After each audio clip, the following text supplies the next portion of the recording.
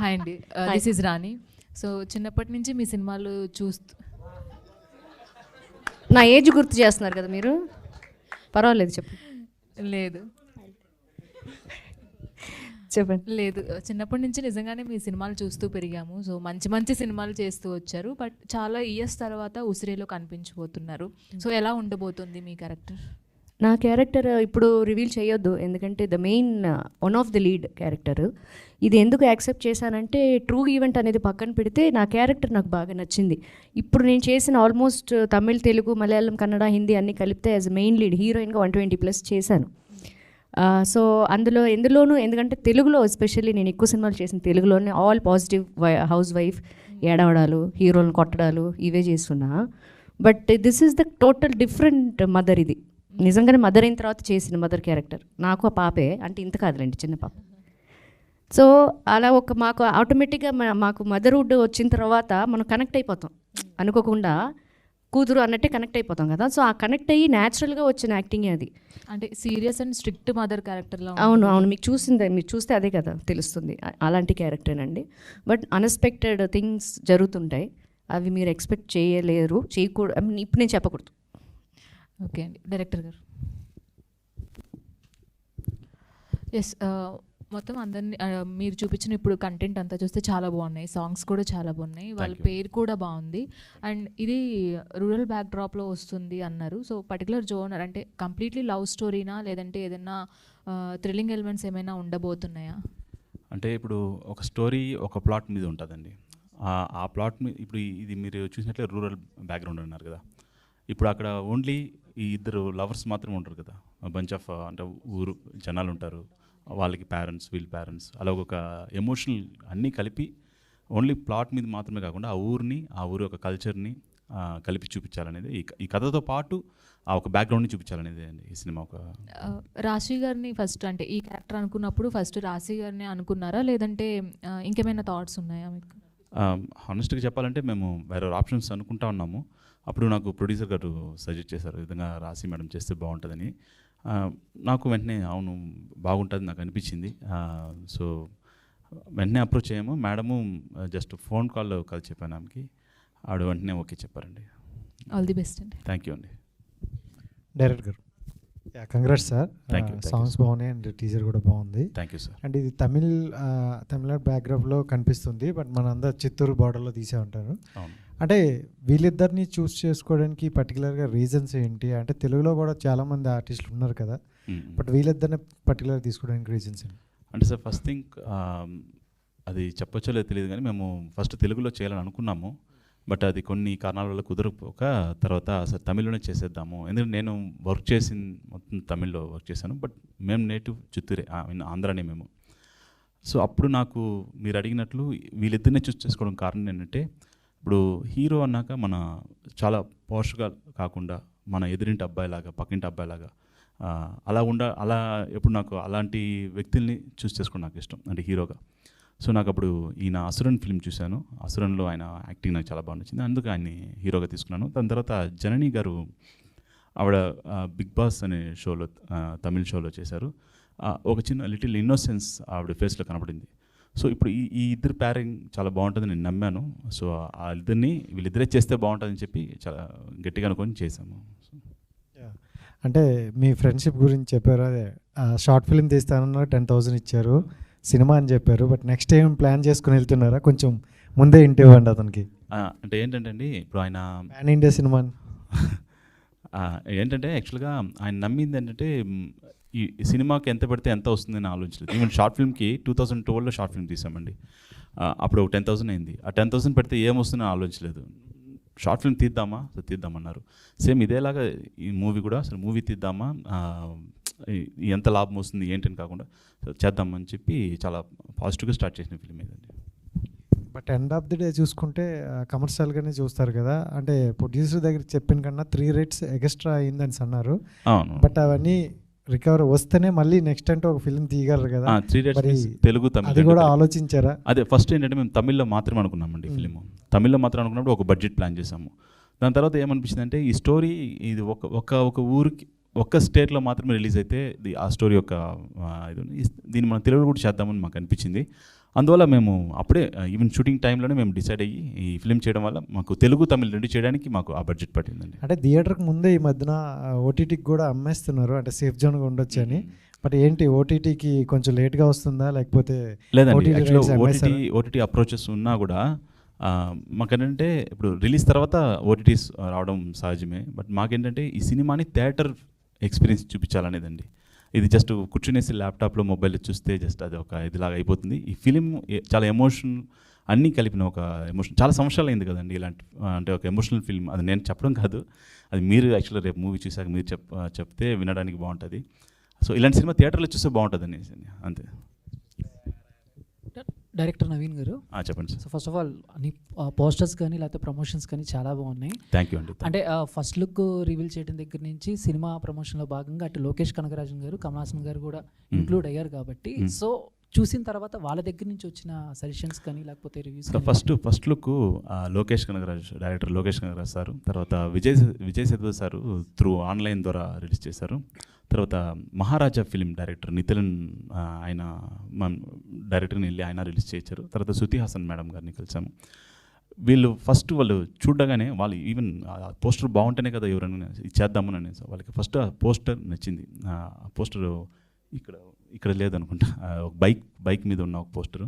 ఆ పోస్టర్ వాళ్ళు చూడగానే వాళ్ళందరికీ నచ్చి ఇదేదో బాగున్నట్లుంది రమ్మని చెప్పండి అని చెప్పి వాళ్ళని నేరుగా మీట్ అయ్యి రిలీజ్ చేయించారు. అలాగే ట్రైలర్ కూడా మాకేంటంటే వెంకట్ సారు ఆయన ఇక్కడ ఉన్నారనుకుంటా, ఆయన ద్వారా మేము కమల్ హాసన్ సార్ని కలిసాం. ఎందుకంటే నేను ఒక చాలా పెద్ద అభిమాని సార్కి. అప్పుడు ఏంటంటే ఇలాంటి వ్యక్తి దగ్గర జస్ట్ మనం కనపడితేనే చాలనుకునేటప్పుడు మన ట్రైలరో మన పోస్టర్ ఆయన కంట్లో ఒకసారి పడితే చాలనుకునే ఒక ఆలోచనలో ఉన్నాను. అలాంటిది ఆయన ద్వారా మేము ఆ ట్రైలర్ చూపించే అవకాశం, అందులో సాంగ్ ఆయన ముందర ప్లే చేసే అవకాశం మాకు వచ్చింది. ఆయన చూడగానే చాలా సేపు మాతో కొన్ని విషయాలు షేర్ చేసుకున్నారు. అందులో ఆయన చెప్పిన విషయం చాలా బాగా చేశారు, ఇలాంటి సినిమాలు రావాలని చెప్పారు. అది మాకు చాలా ఈ సినిమా రిజల్ట్ ఇప్పుడు ఇంతమంది సపోర్ట్ చేస్తున్నారు, ఈ సినిమా హిట్ అవ్వాలని కోరుకుని చేస్తున్నారు. దానికన్నా మాకు ముందుగానే వచ్చిన సంతోషం ఏంటంటే వీళ్ళ ద్వారా ఈ సినిమా రావడం బయట సంతోషం. Thank you sir, all the best. రాశి గారు. మేడం, సో చాలా రోజుల తర్వాత మిమ్మల్ని చూస్తాం, చాలా హ్యాపీగా ఉంది. Thank you. అంటే సార్ పర్సనల్గా చూసుకుంటే అంటే నా వరకు అంటే సినిమాలు చూస్తూ ఉంటాం, మీ సినిమాలు కూడా చూస్తూ ఉంటాం కాబట్టి మీరు 2 సార్లు షాక్ ఇచ్చారు. ఒకటి నిజం సినిమాలో ఆ క్యారెక్టరు, మళ్ళీ చాలా రోజుల తర్వాత ఇక్కడ అంటే ఎప్పుడు మీరు సాఫ్ట్గా చాలా క్యూట్గా ఉంటారు, బట్ కొంచెం రూట్ మార్చారు అనుకోవచ్చా? మార్చలేదు. అన్నీ అప్పుడు నేను హీరోయిన్గా ఉన్నప్పుడు ఆ మూవీస్లో ఉన్నప్పుడు వేరు, ఇప్పుడు మదర్గా ఒక వదినగా ఒక అక్కగా దిగినప్పుడు మనకి కంఫర్ట్గా మనకి బాగుంది అనిపిస్తే చేయటం వేరు. నేను రూట్ మారిస్తే వాళ్ళ రూట్లోకి నేను ఎలాగ వెళ్ళగలను? నేను ఎక్స్పెక్ట్ చేసేది ఏంటంటే ఒక మెయిన్ పిల్లర్ రోల్ చేయాలి. ఏదో ఇప్పుడు మదర్స్ అంటే కొన్ని సినిమాల్లో చెప్తున్నా వడ్డించడానికి వెనకాల ఏదైనా నించిన ఎమోషన్ ఫీల్ అవ్వడానికి ఇంతే ఉంటుంది, మాట్లాడేది తక్కువ ఉంటుంది, అంటే స్టోరీలో ఇన్వాల్వ్మెంట్ తక్కువ ఉంటుంది. బట్ ఇందులో నేను కూడా వన్ ఆఫ్ ద స్టోరీలో మెయిన్ ఇన్వాల్వ్మెంట్తో చేసిన క్యారెక్టర్. సో అట్లా నేను ప్లాన్ చేసుకున్న రూట్ ఏం మార్చలేదు. నాకు వచ్చింది ఆఫర్, నాకు నచ్చింది, ఐ యాక్సెప్టెడ్. అంటే ఇప్పుడు ఇన్నేళ్ళు గ్యాప్ తర్వాత ఈ గ్యాప్లో ఎప్పుడు తెలుగు డైరెక్టర్స్ అప్రోచ్ అవ్వటం కానీ లేకపోతే అప్రోచ్ అయినా మీకు ఆ క్యారెక్టర్స్ నచ్చక వేరే రీజన్స్ వల్ల ఏమన్నా కొన్ని సినిమాలు రిజెక్ట్ చేశారా? అది చాలా తక్కువ యాక్చువల్గా. మీరు బాగా గుర్తు చేశారు నాకు. I just want to tell all of you that నేను చేస్తానా లేదా అని క్వశ్చన్ మార్క్లో ఉన్నారు అందరూ. మీన్ ప్రొడ్యూసర్స్ కానీ డైరెక్టర్స్ కానీ ఎవరైనా సరే. ఆవిడ చెయ్యరు అంట అనేది ఎవరు పబ్లిసిటీ చేస్తారో నాకు తెలీదు. నన్ను అప్రోచ్ అయిన వాళ్ళు ప్రతి ఒక్కళ్ళు కూడా మేడం మీరు చేస్తున్నారా అనే ఫోన్ కాల్లో హలో అన్న తర్వాత వచ్చే ఫస్ట్ డైలాగ్ అదే. నేను చేయను అని ఏ ప్రెస్ మీట్లోనూ చెప్పలేదు. నేను ఇలాంటి మీటింగ్స్లో ఎలాంటి చిన్న చిన్న ఈవెంట్స్కి గెస్ట్గా అది వెళ్తున్నాను కదా, అక్కడ ప్రెస్ వాళ్ళు వచ్చినప్పుడు కూడా నేను మూవీస్ మానేశానంటని కానీ నేను చేయనని కానీ చేయట్లేదని కానీ నేను చెప్పలేదు కదా, మీరెందుకు అలాగ అనుకుంటున్నారు? సో మేబీ వాళ్ళే మనం కొన్ని అనేసుకుంటూ ఉంటాం, వాళ్ళు చెయ్యరు ఆ పని, వీళ్ళే చేస్తుంటారని. అలాగా వాళ్ళు ఫిక్స్ అయిపోయారు నేను చేయనని. నేను హైదరాబాద్లోనే ఉన్నాను అండ్ ఆల్సో చెన్నై 2 ట్రావెల్ చేస్తున్నాను. మొన్న లాస్ట్ టైం ఈవెంట్కి కూడా చెన్నై వెళ్ళాను. సో అక్కడ కూడా అదే చెప్పాను. సో క్వశ్చన్ మార్క్లో మీరు డిసైడ్ అవ్వకండి, ఐఎమ్ బ్యాక్. సో ఇప్పుడు నేను కూడా షూట్ నుంచే వచ్చాను, మళ్ళీ ఇప్పుడు నైట్ షూట్కి వెళ్ళాలి. So 4-5 movies already I'm done, shooting అయిపోయింది. తెలుగులోనా మేడం? తమిళ్ కూడా. ఇది అవన్నీ కూడా పోస్ట్ ప్రొడక్షన్స్లో ఉన్నాయి ఇప్పుడు. సో మేము రెగ్యులర్గా కలుస్తూనే ఉంటాను ఇంకా madam. Done ma'am, thank you. Hero and heroine గారు ఇద్దరికి కామన్ క్వశ్చన్. సో మీరు లెజెండరీ డైరెక్టర్ వెట్రిమారన్ గారితో చేశారు అండ్ మీరు విజయ్ గారితో చేశారు. వాళ్ళ నుంచి వెళ్ళి చూసి నేర్చుకున్నటువంటి ఏమైనా థింగ్స్ ఉంటే చెప్పండి. நீங்கள் விஜய் கூட பண்ணியிருக்கீங்க, எப்படி ஃபீல் பண்ணுறீங்க? அந்த அவரை பற்றி how you feel about work with Vijay sir? నన్ను మధ్యలో ఎందుకు కూర్చున్నానంటే ఇటు ఇటు కూడా అర్థమైంది కదా sir?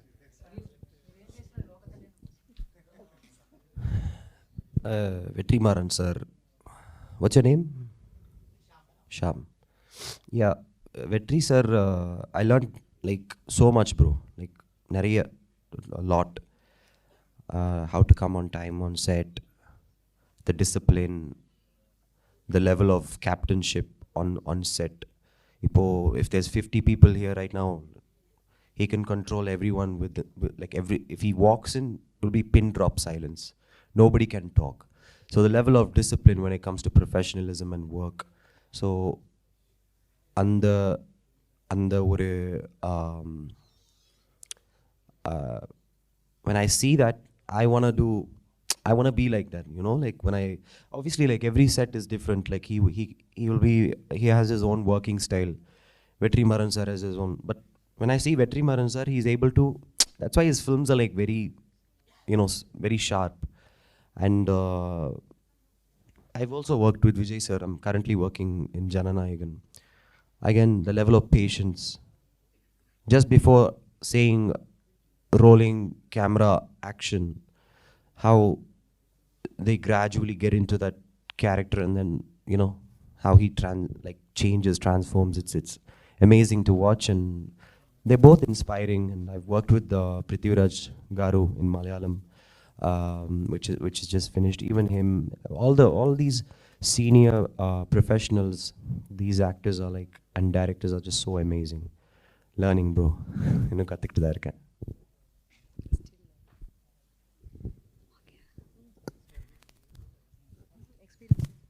Okay, I speak to Tamil. எனக்கு கொஞ்சம் பயமாக இருக்குது, but next time I will try. என்ன கேள்வி கேட்டீங்க? Leo movie is my first movie. அதுதான் ஃபர்ஸ்ட் மூவி. சார் கூட ஒர்க் பண்ணது வந்து இது ரொம்ப புதுசு. ஏன்னா நிறைய பேருக்கு அது ஒரு பெரிய ட்ரீம். ஸோ விஜய் சார் கூட ஆக்ட் பண்ணுறது, அப்படி இருக்கையில் அந்த ஒரு ஆப்பர்ச்சுனிட்டி எனக்கு கிடைச்சது வந்து எனக்கு ஒரு பெரிய ட்ரீம்ஸ் மாதிரி தான். ஸோ சார் வந்து இப்போது நம்ம புதுசாக உள்ளே போகிறோம், அப்படி உள்ளே போனாலும் கூட எப்போவும் நாங்கள் புதுசுன்னு மாதிரி அவர் காட்டிக்கொண்டதில்லை. ஏன்னா அவர் புதுசு மாதிரி தான் ரீட் பண்ணுவார். அது மாதிரி நிறைய ஸ்கிரிப்ட் எல்லாமே வந்து பாதி எனக்கு புரியாது. ஏன்னா அந்த ஸ்லாங் வந்து சென்னை ஸ்லாங் கொஞ்சம் புரியலை எனக்கு ஸ்டார்டிங்கில். எனக்கு வந்து சொல்லி கொடுப்பாரு. அப்போ அங்கே இருக்கிறவங்க வந்து சொல்லுவாங்க, சார் ஃபஸ்ட் டைமாக வந்து ஒருத்தருக்கு இப்படி சொல்லி கொடுத்துருக்காரு அப்படின்னு சொல்லியிருக்காரு. அதே மாதிரி என்கிட்ட வந்து கேட்பார், புரியுதா, யூனோ அண்டர்ஸ்டாண்ட் அப்படின்லாம் கேட்பார். புரியுது சார் அப்படின்னு சொல்லிவிட்டு எனக்கு அவரோட ஒர்க் பண்ணது உண்மையிலுமே ஒரு பெரிய ஒரு ட்ரீம்ஸ் மாதிரி தான். ஸோ அது வந்து ஒரு கடவுளுக்கு தான் நன்றி சொல்லணும். But it's good. రాశి మ్యామ్, అందరూ కొత్త వాళ్ళు, అంటే ఆ వన్ మూవీ చేశారు, మీరు సీనియర్, ఏమన్నా టిప్స్ ఇవ్వడం జరిగిందా మూవీ చేసినప్పుడు? వాళ్ళు అడగపోయినా ఇచ్చేస్తుంటాను నేను, అదొక అలవాటు తనకి. అలాగే మీరు అంటే కెరియర్ స్టార్ట్ చేసినప్పుడు గోకులంలో సీత పవన్ కళ్యాణ్ గారితో వర్క్ చేశారు. అప్పుడు ఇప్పుడేమో హరిహర వీరమల్లో సినిమా రిలీజ్ అవుతుంది, చూస్తారా మీరు? ఎందుకండి నన్ను ట్రోల్స్లో లేడండి, మీకు దండం పెడతారండి బాబు. నన్ను ట్రోల్స్లో అసలు లేని హీరోయిన్ ఎవరు ఎత్తుకుంటే నేను ఉంటాను అందులో. అప్పుడు ఎక్స్పీరియన్స్ ఎలా ఉండేది? అప్పుడా అది చాలాసార్లు చెప్పాను. అప్పుడు ఆయనకి సెకండ్ మూవీ, నాకు కూడా ఆల్మోస్ట్ సెకండ్ మూవీ. శుభాకాంక్షలు ఫస్ట్ కదా, సో నాకు కూడా ఆల్మోస్ట్ సెకండ్ మూవీ. ఆయనకి అక్కడమ్మ ఇక్కడ బై తర్వాత గోకులంలో సీత చేశారు. ఆయన ఎంత డౌన్ టు ఎర్త్ అంటే, యాక్చువల్గా చిరంజీవి గారి బ్రదర్గా యాజ్ అ పవన్ కళ్యాణ్ గారుగా టైటిల్ వచ్చేసి గోకులంలో సీత అనే ఉంటుంది, అంటే నా పేరు మీద ఉంటుంది. పేరు సీత కాదు, శిరీష. బట్ ఆ టైటిల్లో మెన్షన్ చేసేది అంటే గోకులం అంటే ఆయన గోకుల ఇది అని, అందులో ఒక సీత అని. యాక్చువల్గా ఆయన అది యాక్సెప్ట్ చేశారు వితౌట్ ఎనీ క్వశ్చన్ అని సుబ్బయ్య అంకుల్ ఇలాగే ప్రెస్ మీట్లో, అప్పుడు ఇంత మీడియా లేదు, ఇలాంటి ప్రెస్ మీట్లో చెప్పారనమాట. ఆయన యాక్సెప్ట్ చేయటం యాజ్ అ మెగాస్టార్ బ్రదర్గా యాక్సెప్ట్ చేయటం అనేది అసలు నేనే చాలా ఆశ్చర్యపోయాను అని చెప్పారనమాట. సో అంత డౌన్ టు ఎర్త్ ఆయన. ఇప్పుడు ఈ మధ్య అంటే నేను ఒకసారి ఇప్పుడు మధ్యలో కలిసాను కానీ బట్ ఇప్పుడు చాలా బిజీ యూనో మాకంటే మీకే ఎక్కువ తెలుసు ఇప్పుడు. That is the experience. అది మళ్ళీ తీసుకున్నాడు ఈయన. చెప్పండి. కాదు రాశి గారు, అంటే మామూలుగా సినిమాలు చూస్తూ ఉంటారా థియేటర్స్కి వెళ్ళి? చూస్తానండి, రేర్గా చూస్తా. ఓకే, వెళ్తా. అంటే మామూలుగా ఈ లాస్ట్ ఒక 15 years నుంచి కంపేర్ చేసుకుంటే సో తెలుగు ఫిలిం ఇండస్ట్రీ ఎలా ఉంది అనుకుంటున్నారు మీరు? బాగానే ఉందండి. ఇప్పుడు పవన్ కళ్యాణ్ గారితో చేయాలంటే హీరోయిన్గానే చేస్తారా లేకపోతే? మీరు చూస్తానంటే ఇవాళ చేస్తా హీరోయిన్గా. గోకులంలో సీత 2 రెడీయా?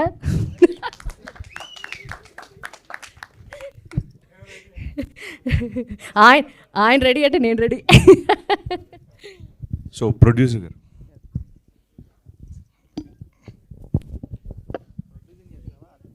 సార్ August 1st రిలీజ్ చేస్తున్నారు కదా, దాని ముందు బ్యాక్ టు బ్యాక్ ఫిల్మ్స్ ఉన్నాయి. 24 హరిహర వీరమల్లో ఉంది అండ్ నెక్స్ట్ కింగ్డమ్ కూడా రిలీజ్ అవుతుంది.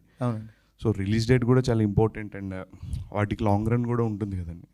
సో August 1st ఎట్లా అనుకున్నారంటే వేరే రిలీజ్ డేట్స్ ఏమైనా అనుకుని లాక్ చేసుకుని ఇది?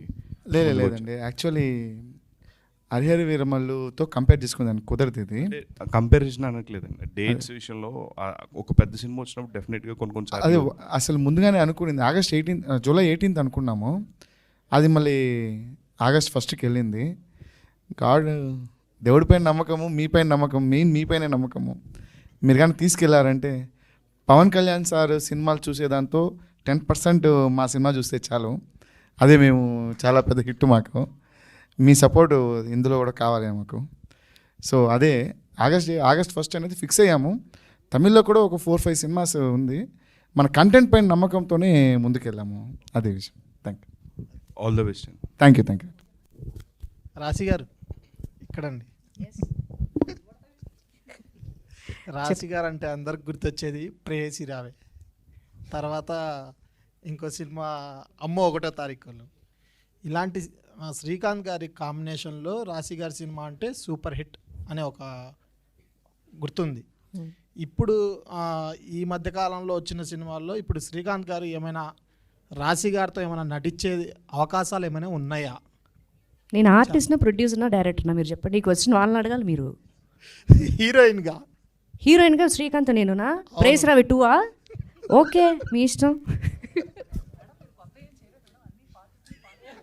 మీరు అదే కదా అడుగుతున్నారు. మళ్ళీ శ్రీకాంత్ అంటే మరి హిట్ పేరు అంటే ప్రేస్ రావే. ఇప్పుడు ఆయనే మెన్షన్ చేశారు. అదే కదా మీ క్వశ్చన్లోనే ఆన్సర్ ఉంది. అదే నేను చెప్తున్నాను.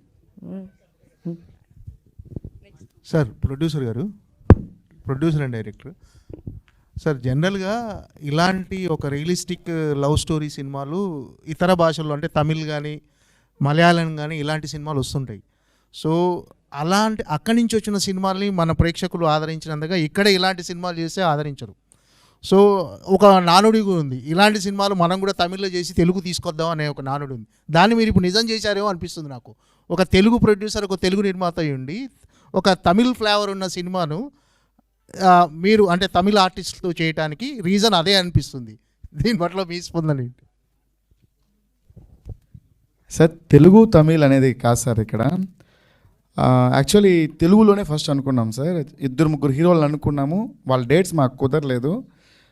తర్వాత డైరెక్టర్ గారు వచ్చి మనం తెలుగులో తమిళ్ యాక్చువల్లీ ఇక్కడ మెయిన్ ఏమంటే చిత్తూరు అనేది మెయిన్ కాన్సెప్ట్ సార్. ఇక్కడ చిత్తూరుని చాలా బాగా చూపించాము.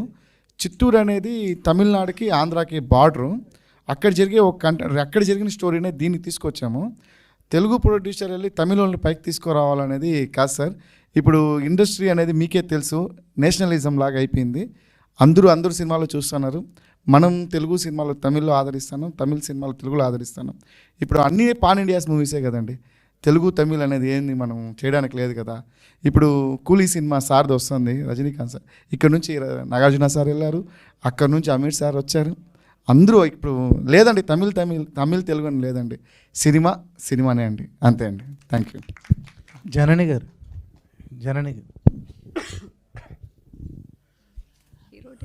మీరు బిగ్ బాస్కి వెళ్ళి ఇంగ్లీషా మనకు కొంచెం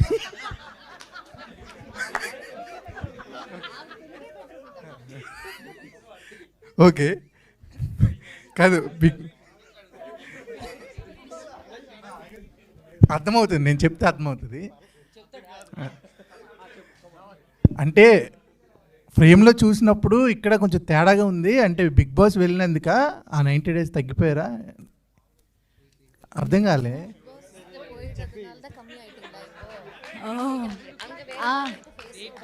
அங்கே போயிட்டு கொஞ்சம் வெயிட் கெயின் ஆகிட்டேன், இங்கே வந்து கொஞ்சம் வெயிட் கம்மி பண்ணிட்டேன். అర్థమైటా? You understand? చెప్పేస్తాను. అర్థమైందా? అర్థమైంది. Any different? అక్కడ కొంచెం చబ్బీగా ఉన్నారు, ఇక్కడ కొంచెం which look you like? Both అంటే కరెక్ట్గా చెప్పాలంటే అక్కడ పారం కోడి, ఇక్కడ నాటుకోడి అన్నట్టు ఉంది.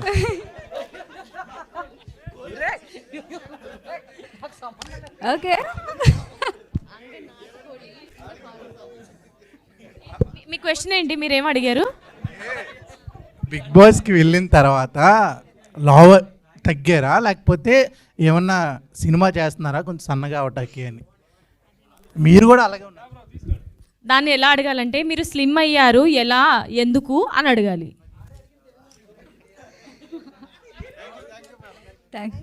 ఒక నిమిషం నేను ఒక క్వశ్చన్ అడగాలనుకుంటున్నాను. ఇది ఎస్పెషల్గా రాశి మ్యామ్ కోసమే. ఎందుకంటే పాట మనం పాడము. అందరూ కామన్గా అడిగే క్వశ్చనే మ్యామ్ మిమ్మల్ని. మీరు అన్నం తింటున్నారా అని అడుగుతారు. ఎలా తగ్గారు అదేనా? అలా అడగను. మీలాగా మేము ఉండాలి తర్వాత మాకు ఫ్యూచర్లో అని అంటే మేము ఏం చేయాలి చెప్పండి మాకు. ప్లెజెంట్గా హ్యాపీగా ఉండి అందరినీ ప్రేమించండి చాలు. అందరినీ ప్రేమించాలా? వీళ్ళందరూ అలాగే అవ్వలేదు. ఆ ప్రేమ కాదు నేను అనేది. వీళ్ళందరూ అలాగే ఇష్టపడండి. అదేదో ప్రభాస్ గారు ఏదో చెప్తారు కదా, అట్లా మనసు ప్రశాంతంగా ఉంచుకోండి.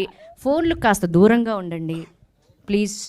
మీ పనులు మీరు హ్యాపీగా ప్లెజెంట్గా చేసుకోండి, మంచిగా తినండి, చక్కగా నిద్రపోండి, అంతే. Thank you so much ma'am. ఇందాక మీరు అన్నారు కదా నేను టిప్స్ ఇచ్చాను వీళ్ళకి అని, సో అందుకే నేను కూడా ఒక టిప్ తీసుకున్నాను మీ నుంచి.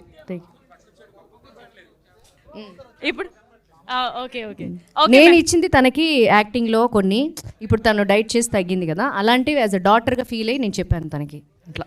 ఓకే, సో నాకు కావాల్సిన టిప్ అయితే నేను తీసుకున్నాను. Thank you so much. Thank you and wishing you all the very best team అందరికీ కూడా.